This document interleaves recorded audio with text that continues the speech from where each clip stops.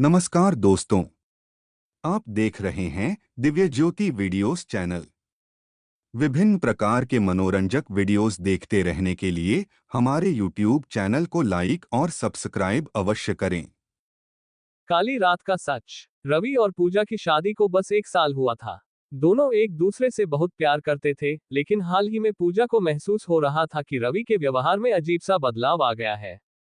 वो रात को देर से घर आता और कई बार उसकी आंखें लाल होती थीं, जैसे कि उसने कुछ छिपाया हो। एक दिन रवि ने पूजा से कहा, आज मैं बहुत थक गया हूँ, जल्दी सोना चाहता हूँ। पूजा को भी कुछ अजीब सा महसूस हो रहा था, लेकिन वो चुप रही। उस रात जब रवि सो गया, पूजा को अचानक कमरे में ठंडक का एहसास हुआ, जैसे कोई अदृश्य शक्ति वहां मौजूद हो। उसने इधर उधर देखा, लेकिन कुछ नहीं था।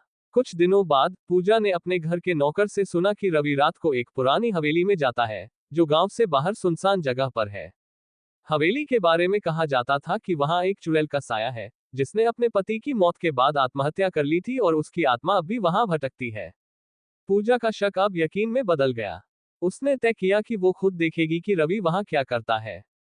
एक रात जब रवि हवेली की ओर गया, पूजा ने चुपचाप उसका पीछा किया। हवेली के अंदर दाखिल होते ही उसे अजीब सी आवाजें सुनाई दी। वो डर गई, लेकिन साहस जुटाकर अंदर गई। उसने देखा कि रवि एक अजीब सी पूजा कर रहा था और उसके सामने एक पुरानी काली किताब खुली थी। तभी हवेली के कोने से एक साया बाहर आया, एक औरत की छाया, जिसकी आंखें खून जैसी लाल थीं। पूजा की सांसें थम गईं। वो साया धीरे धीरे रवि की ओर बढ़ने लगा।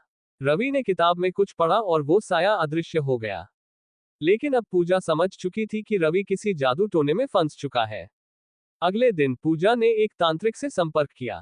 तांत्रिक ने बताया कि रवि एक पुराने श्राप के जाल में फंस गया है और वो चुड़ैल उसकी आत्मा को अपने साथ ले जाना चाहती है। पूजा को अब रवि को बचाने का रास्ता निकालना था।